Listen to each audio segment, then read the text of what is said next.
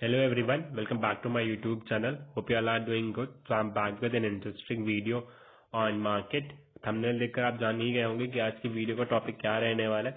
सो आज की इस वीडियो में हम डिस्कस करने वाले हैं कि सपोर्ट एंड रेजिस्टेंस क्या होता है और हमें उन्हें कैसे चार्ट पे आइडेंटिफाई करना है कि हमारा सपोर्ट का लेवल है और ये हमारा रेजिस्टेंस का लेवल है. तो आज की वीडियो में हम यही डिस्कस करने वाले हैं कि हम कैसे आइडेंटिफाई करें चार्ट पे कि यहाँ पे हमारा सपोर्ट है, यहाँ पे हमारा रेजिस्टेंस है. एंड सपोर्ट एंड रेजिस्टेंस का इंपॉर्टेंट एस्पेक्ट क्या होता है जब हम ट्रेडिंग की बात करते हैं या फिर इंट्राडे ट्रेडिंग या फिर इन्वेस्टमेंट की बात करते हैं कि इनके क्या इंपॉर्टेंस है, इसका क्या एडवांटेज क्या डिसएडवांटेज है और इसके रिलेटेड क्या मिथ्स हैं.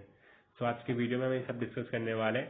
एंड ये टेक्निकल सीरीज का पार्ट 3 है.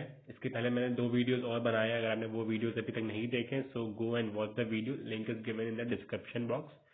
So let's get started with the video. So आज की वीडियो का टॉपिक है कि सपोर्ट एंड रेजिस्टेंस क्या होता है और हमें कैसे उसको चार्ट पे आइडेंटिफाई करना है कि ये हमारा सपोर्ट का लेवल है एंड ये हमारा रेजिस्टेंस का लेवल है. और उससे भी ज्यादा इंपॉर्टेंट ये हो जाता है कि हम कैसे आइडेंटिफाई करें कि ये पर्टिकुलर जोन ही हमारी सपोर्ट का लेवल है और ये पर्टिकुलर जोन ही हमारा रेजिस्टेंस का लेवल है.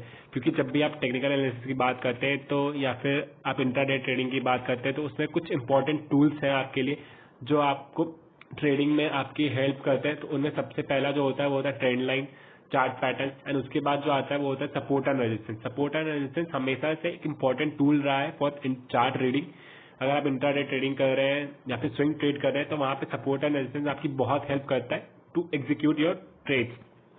आपने लोगों को कहते सुना होगा कि अगर आप इंट्राडे ट्रेडिंग कर रहे हैं तो पहले आप चार्ट पे सपोर्ट एंड रेजिस्टेंस को आइडेंटिफाई करना सीखें. इससे फर्क नहीं पड़ता कि आप किस टाइम फ्रेम पे एनालाइज कर रहे हैं. अगर आप चार्ट को 3 मिनट पे देख रहे हैं या 5 मिनट पे देख रहे हैं या फिर 15 मिनट टाइम फ्रेम पे एनालाइज कर रहे हैं, किसी भी टाइम फ्रेम पे अगर आप एनालाइज कर रहे हैं तो सबसे पहले आपको चार्ट पे सपोर्ट एंड रेजिस्टेंस को आइडेंटिफाई करना होता है कि ये हमारा सपोर्ट का जोन है और ये हमारा रेजिस्टेंस का जोन है जिसके अकॉर्डिंग आप अपना ट्रेड को एग्जीक्यूट कर सकते हैं. सो वीडियो में आगे बढ़ने से पहले अगर आप चैनल पे नए हैं तो चैनल को सब्सक्राइब करें एंड वीडियो को लाइक करें. सो इसकी इंपॉर्टेंस समझने से पहले ये समझते हैं कि सपोर्ट और रेजिस्टेंस होता क्या है. एक आपको एग्जांपल देता हूँ. जैसे आप सपोज करिए आप सेकंड फ्लोर पे खड़े हैं अपने घर पे एंड आपने वहां से बॉल नीचे को फेंका. तो बॉल जब आप नीचे को फेंक रहे हैं तो कोई ऐसी जगह होगी जहां पे ग्राउंड फ्लोर होगा जहां पे बॉल आके सपोर्ट ले रही है वहां पे रुक जा रहा है. उसी की तरह यहाँ पे चार्ट पे भी होता है कि जब हम चार्ट एनालाइज करते हैं तो एक ऐसा प्राइस पॉइंट होता है जहां पे प्राइस आकर रुक जाता है वहां से हमें वापस से बाउंस बैक देखने को मिलता है. सपोर्ट एक ऐसी एरिया होती है या फिर ऐसा प्राइस पॉइंट होता है जहां से प्राइस नीचे नहीं जाता, वहां पे आके रुक जाता है एंड वहां से फिर हमें पुल बैक या फिर रिवर्सल या फिर हमें बाउंस बैक देखने को मिलता है प्राइस में. अगर वही रेजिस्टेंस की बात करें, रेजिस्टेंस क्या होता है? रेजिस्टेंस सपोर्ट का बिल्कुल अपोजिट होता है. रेजिस्टेंस एज अ हिंड्रेंस काम करता है, एज अ ऑब्स्टिकल काम करता है कि आपको प्राइस को ऊपर नहीं जाने देता है. आप प्राइस को किसी पर्टिकुलर प्राइस पॉइंट से ऊपर नहीं निकलने देता है. एक ऐसा लेवल होता है, एक ऐसी एरिया फिर एक ऐसा जोन होता है रेजिस्टेंस जहां से प्राइस बार बार रिजेक्शन लेके नीचे की तरफ मूव करता है. सपोज करिए एक ऐसा एरिया है, एक कोई शेयर है वो 80 रुपीज पे ट्रेड कर रहा है एंड वो 85 पे जा रहा है बट वहां से रिजेक्शन लेके वापस नीचे को आ जा रहा है. सो 85 उस पर्टिकुलर शेयर के लिए एक रेजिस्टेंस का काम करेगा. वो इसकी रेजिस्टेंस एरिया होगा या फिर जोन होगा जहां से वो रिजेक्ट होकर बार बार नीचे की तरफ आ रहा है. सो एक ऐसा एरिया जहां से प्राइस बार बार वापस ऊपर की साइड मूव करता है वो हमारे लिए एज अ सपोर्ट काम करता है. एंड ऐसा एरिया जहां प्राइस जाने के बाद एक रिजेक्शन लेता है या फिर हमें डाउन साइड मूवमेंट आता है जहां से वो हमारे लिए एज अ रेजिस्टेंस काम करता है. एंड ये जरूरी नहीं कि रेजिस्टेंस एंड सपोर्ट हमेशा एक हॉरिजॉन्टल लाइन में फॉर्म हो.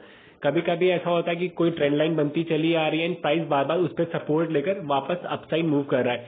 ये भी हो सकता है कि कभी कभी कि आपकी ट्रेंड लाइन पे प्राइस रिजेक्शन लेके बार बार नीचे वापस आ रहा है.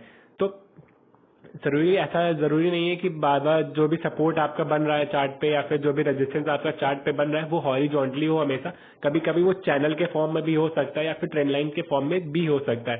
तो जैसा आप स्क्रीन पे देख सकते हैं रेजिस्टेंस एक ऐसा लेवल होता है जहां से प्राइस वापस रिजेक्शन ले रहा है एंड सपोर्ट एक ऐसा लेवल होता है जहां से प्राइस सपोर्ट लेकर के वापस अपसाइड मूव कर रहा है. जहां पे हमें एक अपसाइड मूवमेंट दिखता है वो हमारा सपोर्ट का एरिया होता है. एंड जहां से हमें नीचे के साइड डाउन साइड मूवमेंट देखने को मिलता है वो हमारा एज अ रेजिस्टेंस का लेवल काम करता है। सो इसको हम चार्ट पे देखते हैं कि कैसे हम चार्ट पे हमें इसको आइडेंटिफाई करना है कि ये हमारा सपोर्ट का लेवल है एंड ये हमारा रेजिस्टेंस का लेवल है।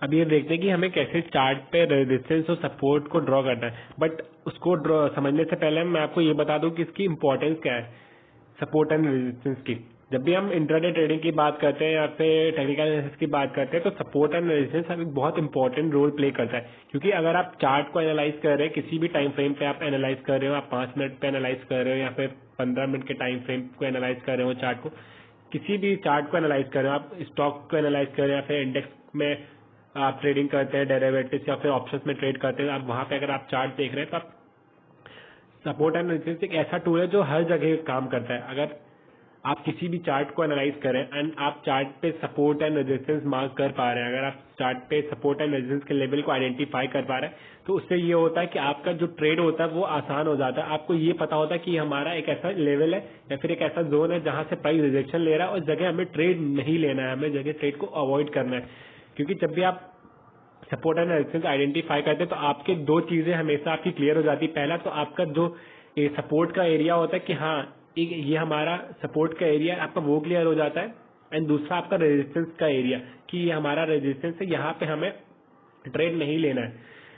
क्योंकि जब भी आप सपोर्ट रेजिस्टेंस को आइडेंटिफाई करते हैं तो आप उसके साथ साथ अपने ट्रेड अपने टारगेट्स को एंड अपने स्टॉप लॉस दोनों चीजों को मार्क करते हैं चार्ट पे, क्योंकि जो आपका रेजिस्टेंस का एरिया होगा वो हो सकता है आपका टारगेट बन जाए एंड जो आपका सपोर्ट का एरिया वो आपका एसएल हो जाए, क्योंकि सपोर्ट के अगर नीचे प्राइस ब्रेक होता है तो हो सकता है आपका एसएल हिट हो जाए, ये ज्यादातर चांसेस होते हैं। एंड अगर कोई बार बार प्राइस किसी पर्टिकुलर प्राइस पॉइंट से सपोर्ट ले रहा है तो हो सकता है जितनी ज्यादा बार वो सपोर्ट लेगा उसका वो सपोर्ट वीक होता जाता है और उसके ब्रेक होने के चांसेस बढ़ जाते हैं मार्केट में। सो नाउ लेट्स अंडरस्टैंड कि हमें कैसे चार्ट पे सपोर्ट एंड रेजिस्टेंस को आइडेंटिफाई करना है।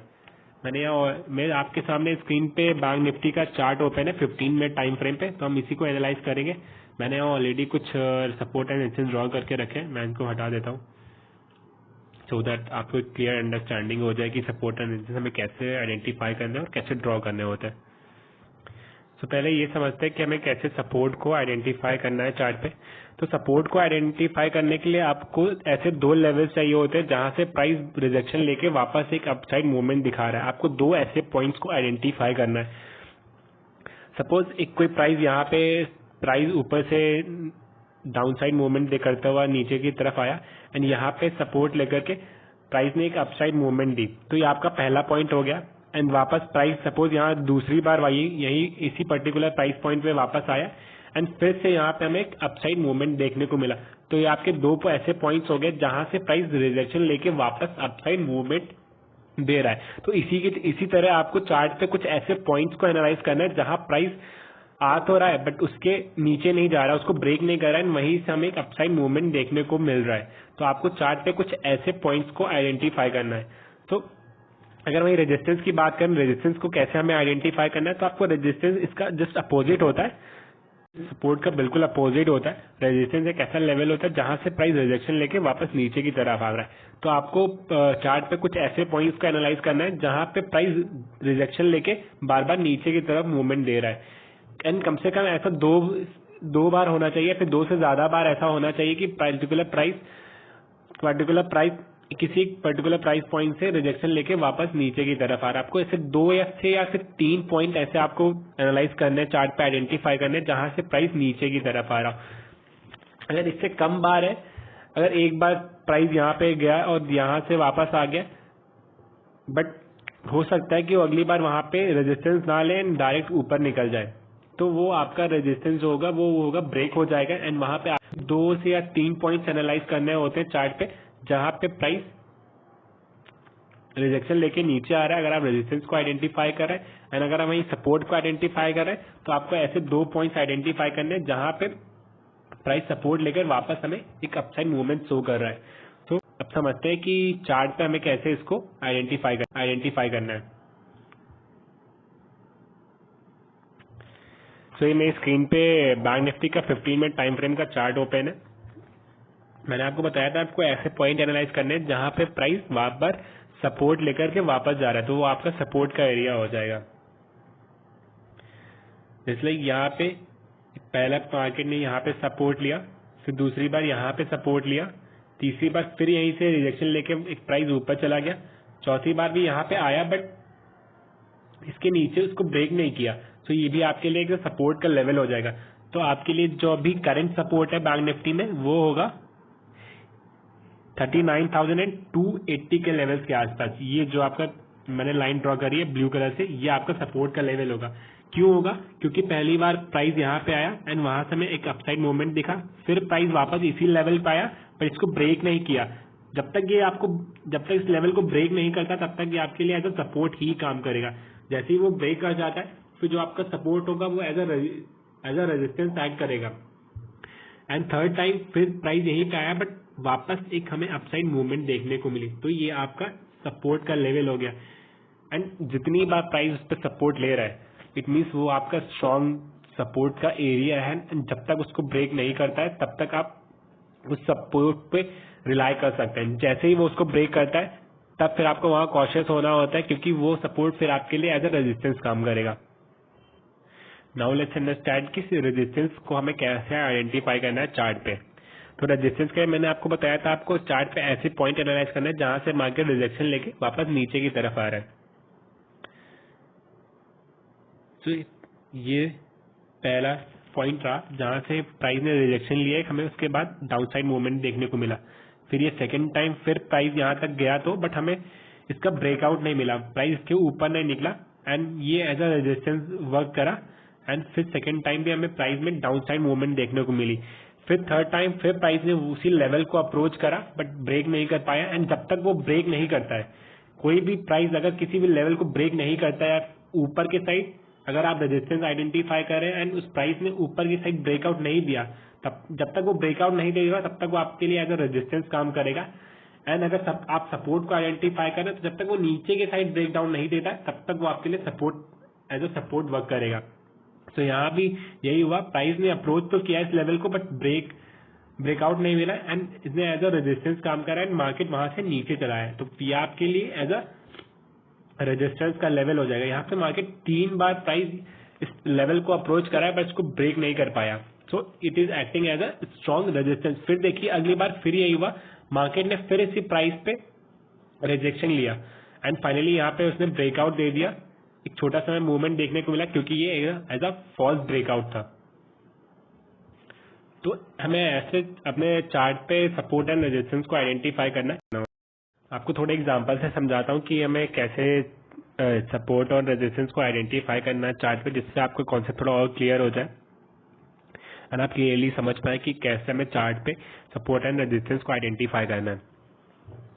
सो मेरे सामने बैंक निफ्टी का चार्ट ओपन है, 15 मिनट टाइम फ्रेम पे हम इसको एनालाइज करेंगे, देखेंगे कैसे चार्ट पे सपोर्ट एंड रेजिस्टेंस को आइडेंटिफाई करना है। तो ये जो मैंने ब्लू लाइन ड्रॉ करके रखी ये एज हमारे लिए सपोर्ट है। क्यों सपोर्ट है? क्योंकि मैंने आपको बताया था आपको ऐसे 2 या 3 पॉइंट देखने हैं चार्ट पे जहां से प्राइस रिजेक्शन लेके वापस अपसाइड मूव कर रहा है। तो ये हो गया पहला पॉइंट जहां से प्राइस ने सपोर्ट लाइन पे आया एंड वापस हमें एक अपसाइड मूवमेंट देखने को मिली। एंड सेकंड पॉइंट ये था जहां से प्राइस रिजेक्शन लिया एंड फिर वापस अपसाइड मूवमेंट हमें देखने को मिली। थर्ड पॉइंट ये रहा एंड फोर्थ पॉइंट ये था, बट फाइनली इसने इसको ब्रेक कर दिया। एंड मैंने आपको बताया था जब तक वो ब्रेक नहीं करता है तब तक वो एज अ सपोर्ट ही काम करेगा उसके लिए। तो 3 बार ये ब्रेक नहीं कर पाया एंड जब तक वो ब्रेक नहीं किया तब तक सपोर्ट था एंड जैसे ही उसने ब्रेक किया फिर वो एज अ रेजिस्टेंस वर्क करेगा इसके लिए। क्यों एज अ रेजिस्टेंस वर्क करेगा मैं आपको वो भी बताता हूँ। जब तक उसने ब्रेक नहीं किया तब तक वो एज अ सपोर्ट काम करा, बट जैसे ही उसने ब्रेक किया फिर वो एज अ रेजिस्टेंस काम करा। एज अ रेजिस्टेंस इसलिए काम किया क्योंकि उसको ब्रेक करने के बाद कभी प्राइस उस लेवल तक गया ही नहीं। आप क्लियरली देख सकते हैं कि प्राइस ने जैसे ही उसको ब्रेक किया उसके बाद कभी उस प्राइस के लेवल तक गया ही नहीं। 22 तारीख को इसने यहाँ पे ब्रेक करा एंड उसने जब उस पर्टिकुलर प्राइस को वापस से अप्रोच किया तो वो डेट थी 1 मार्च। 8 दिन मार्केट उस प्राइस के नीचे ही ट्रेड करता रहा, कभी उस प्राइस को अप्रोच ही नहीं किया। सो वो जो जोन थी जहां से उसने ब्रेक किया वो एज अ रेजिस्टेंस काम करेगा एंड जब उसको ब्रेक किया तो हमें फिर एक अच्छा खासा छोटा सा मूवमेंट देखने को मिला बैंक निफ्टी में। सो दिस इज हाउ आपको चार्ट पे रेजिस्टेंस एंड सपोर्ट को आइडेंटिफाई करना है। So that's it for today. कल फिर मिलते हैं नए एनालिसिस वीडियो के साथ। एंड अगर आपको वीडियो अच्छा लगा हो तो वीडियो को लाइक करें, कमेंट करें एंड चैनल को सब्सक्राइब करें।